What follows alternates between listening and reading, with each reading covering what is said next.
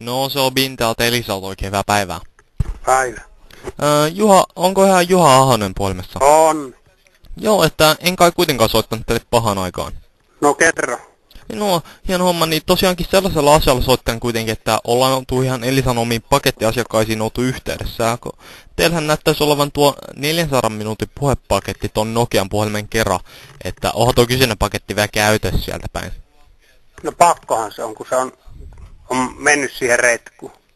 Oot mennyt siihen retkuun, että te ette Joo. oikein ollut mielellään ollut se, että No en todella. Joo, että mikä tää sitten on ollut? No kun se sovitaan se joku se minsa jutska siihen, niin sitten kun katki tulee, se on johonkin muuhun soittaa, niin sitten niin saatanan kallista. Esimerkiksi niinku tarkoitan, En minä tiedä mihinkä minä soitan, mutta mä soitan, mä silloin alussa valittelin, että miten tää voi olla, kun mulla on se fyrkkamäärä, mikä piti se turpoa aina niin perkeleesti.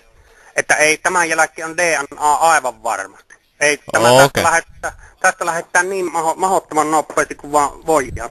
Siis niin hirvetä kusetusta, että jos sä oot joku Elisan jätkä, niin sanoisin helvetin pahasti. Mutta kun itse on mennyt retkuun, niin on mennyt. Kaiken näköisiä retkuja myyvään, niin. Niin. Vittu teidät käräjille koko saatanan sakiin. Joo. No. Olit sä vielä mulle pakettia ruvennut myymään? Joo, itse asiassa kyllä. No en todellakaan osta. Sä saisit ton hevon vittuun koko jätkä, saatana.